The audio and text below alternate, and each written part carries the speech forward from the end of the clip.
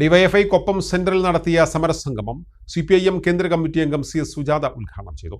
കനത്ത മഴ വകവയ്ക്കാതെ നൂറുകണക്കിന് പ്രവർത്തകർ സമരസംഗമത്തിൽ പങ്കെടുത്തു. തൃത്താലക്കൊപ്പത്തു നിന്നും പ്രകടനമായാണ് പ്രവർത്തകർ സമരസംഗമ വേദിയിലേക്ക് എത്തിയത്. CPM കേന്ദ്ര കമ്മിറ്റി അംഗം CS സുജാത സമരസംഗമം ഉദ്ഘാടനം ചെയ്തു. നമ്മുടെ രാജ്യത്തിന്റെ വിവിധ മേഖലകളിലേക്ക് അവർ കടന്നു ചെന്നുകൊണ്ട് ഒട്ടേറെ കാര്യങ്ങൾ ചെയ്തുകൊണ്ടിരിക്കുന്നു എന്ന് നിങ്ങൾക്ക് എല്ലാവർക്കും അറിയാം.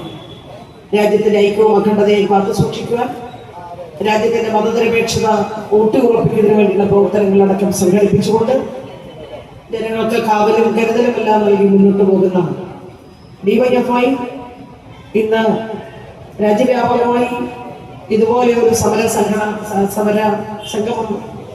സംഘടിപ്പിക്കാൻ അവർ തീരുമാനിച്ചതിൽ നമുക്കൊക്കെ ഏറെ സന്തോഷവും അഭിമാനവുമാണ്. കാരണം അവരുടെ ഉത്തരവാദിത്വം കൃത്യമായി നിർവഹിക്കുന്നു. നമ്മുടെ രാജ്യത്തെ ചെറുപ്പക്കാരെ സംബന്ധിച്ച് പറയുമ്പോൾ നിങ്ങൾക്കറിയാം, ലോകത്തെ ഏറ്റവും കൂടുതൽ ചെറുപ്പക്കാരുള്ള നാട് ഇന്ത്യയാണ്. യൗവനം തുടിക്കുന്ന ഇന്ത്യ എന്നാണ് അഭിമാനത്തോടെ രാജ്യത്തെ കുറിച്ച് പറയുന്നത്. കാരണം ഒരു 30 വയസ്സിന് താഴെയുള്ള ചെറുപ്പക്കാരുടെ എണ്ണം നമ്മുടെ രാജ്യത്ത് 65%. ലോകത്തെ മറ്റൊരു രാജ്യത്തിനും അവകാശപ്പെടാൻ കഴിയാത്ത പ്രത്യേകതയാണ്.